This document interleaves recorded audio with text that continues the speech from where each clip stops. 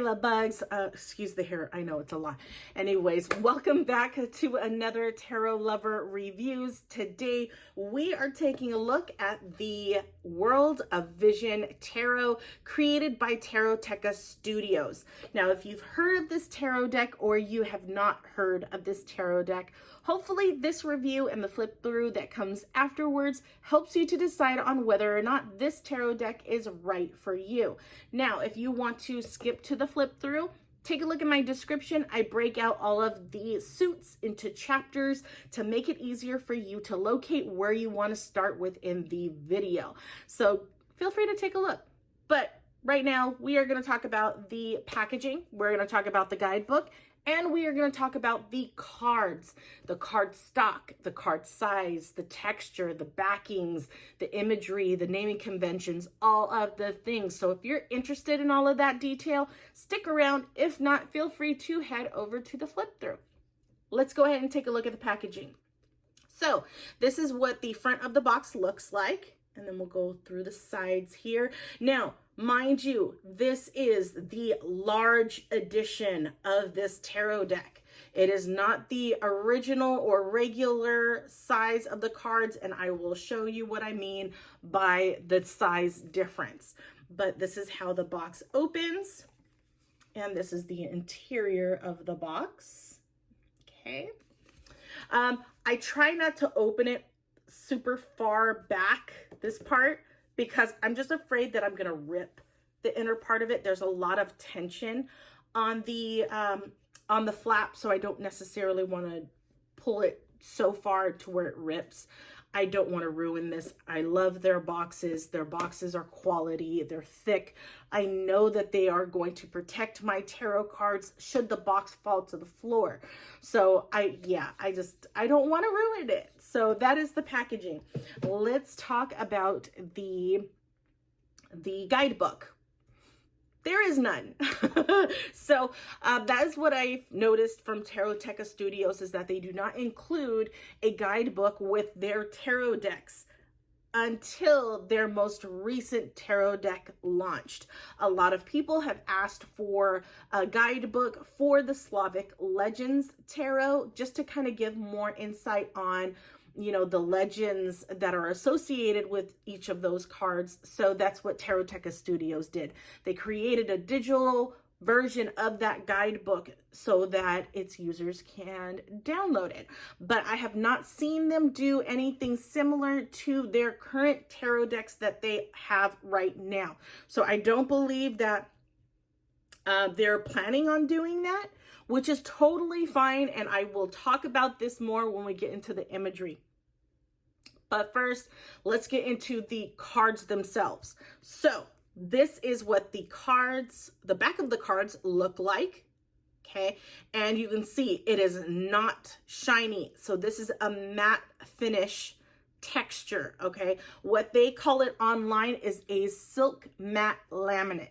It feels like rose petals, people. Okay, it is such a beautiful feeling to hold these cards. I don't know how else to explain it because I have not seen anyone else do this. Okay, so definitely they just add a certain something, a certain uniqueness to their tarot cards by doing this. And I believe they give you options. You can either do the silk laminate, or you can do it just regular matte. It's up to you, but I thoroughly enjoy the silk laminate feeling of their tarot cards. So that is the texture. Now let's talk about the size. As I mentioned, this is the large version, so you can see how big the cards are. Let me give you another example. This is a standard Rider Waite tarot card. Look how big of a difference that is. Okay, so the regular standard version is 12 centimeters by like 7 some odd centimeters down below, right? The large version is 14 centimeters by, I believe, 9.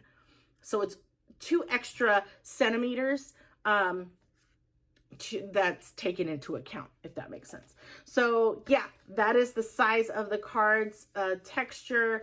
The cardstock. Let's talk cardstock.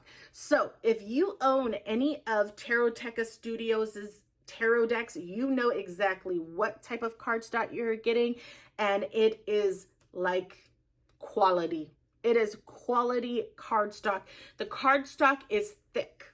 It is not your typical cardstock you would find on any other tarot deck out there. I have not seen a tarot deck out there that uses the same type of cardstock, really. I think some get pretty close, but not close enough to Taroteka's cardstock. So there's that. Now, if you need a visual of exactly what I'm talking about when it comes to, you know, the thickness of the cardstock, I like to do this like C scale to give you an idea of, you know, the thickness of a cardstock. So you have really paper thin cardstock. You have the Goldilocks zone, which means that it is a perfect shuffle. You are able to bend the card perfectly. You get enough bend and not too much bend to where you can shuffle it in a poker style shuffle perfectly. The cards don't go everywhere. You're not straining your fingers to, you know, shuffle it in that way. And you're not like, it's not too super easy to do it that way. Because sometimes when it's way too easy to do it, your cards just kind of fan out everywhere. So yeah, you have the Goldilocks zone, and then you have the really thick cardstock, right? To where you can't bend it. Obviously we can bend it, just not a whole lot, at least what I feel comfortable in doing. But starting from the Goldilocks zone, I would say it's a dip into the thicker side. Not too much, but just into the thicker side. It's quality. And you are paying for quality, and that's what I love about Taroteka Studios' tarot decks, 100%. So that is the cardstock.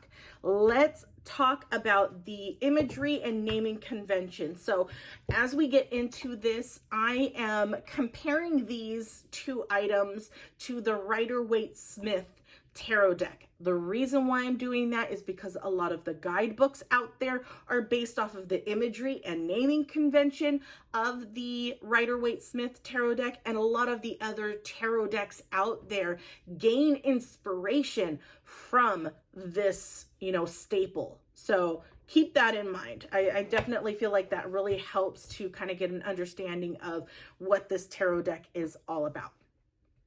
So let's talk about this, shall we?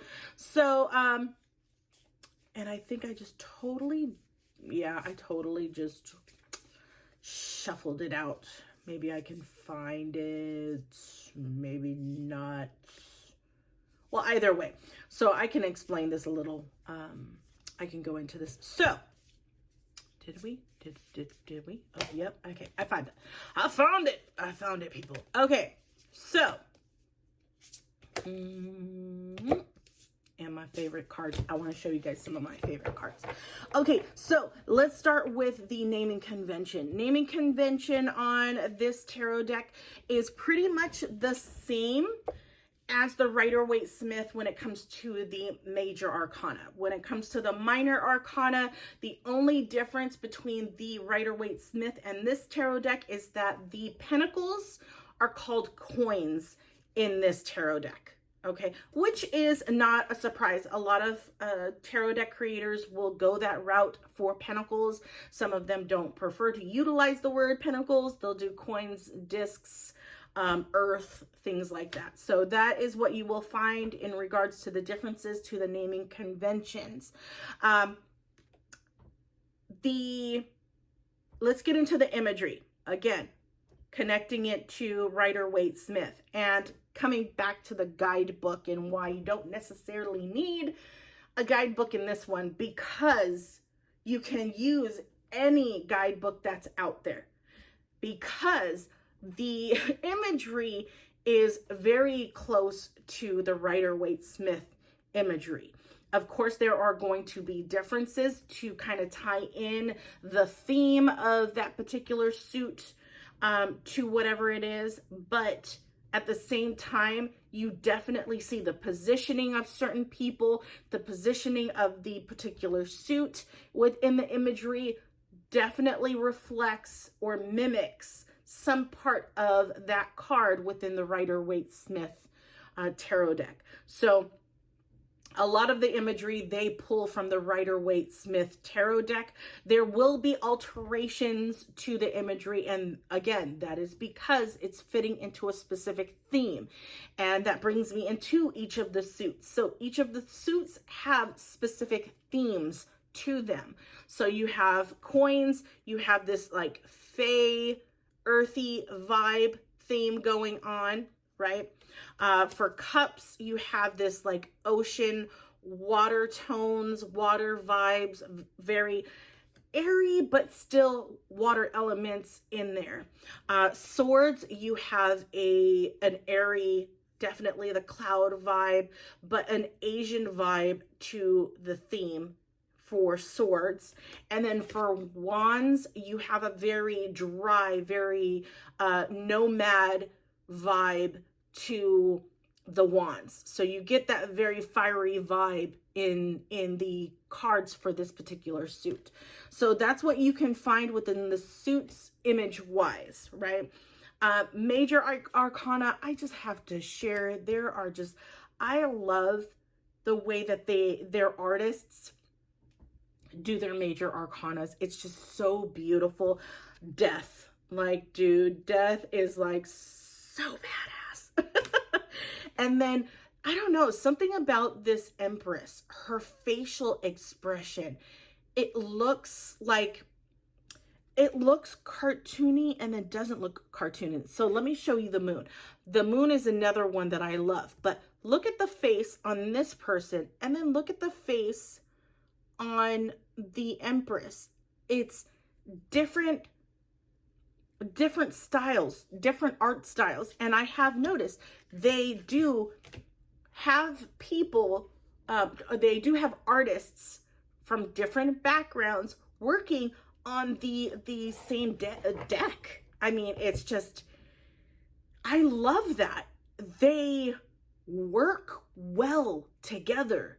Sometimes when you have artists that do different mediums and do different art styles, it's hard to collaborate both of them or all of them into one cohesive deck.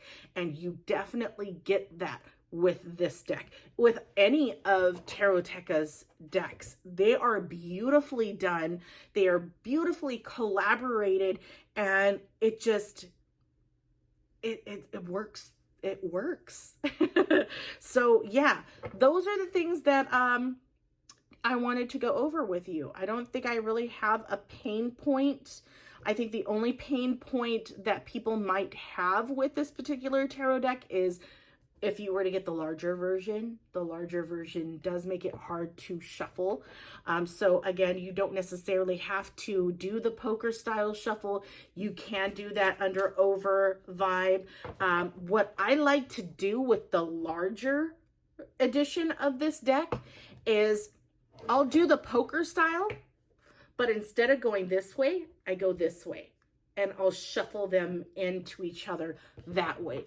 I'm able to shuffle that way a whole lot better than doing it any other way. Because if I do the under-over method, I don't get a really good shuffle if I do it that way. So yeah, I hope this has helped you in some way. If it has, leave a like. Feel free to take a look at my channel to see if there are any other tarot decks that you are interested in that I may have done. Definitely take a look at the other Taroteka tarot decks that I have done reviews on my channel. And yeah, if there is a particular tarot deck that you do not see on my channel that you are interested in seeing a review on, leave me a comment below. Let me know what that tarot deck is. Chances are I might have it. Chances are I might need to go out and buy a new tarot deck, but I'm trying not to, okay? I need to put myself in jail, tarot jail, just to keep me from spending. So either way, still leave me a comment below and let me know if there's a particular tarot deck you're interested in me reviewing, and I'll look into it. But without further ado, guys, enjoy the flip through, and I will talk to you guys later. Bye, guys.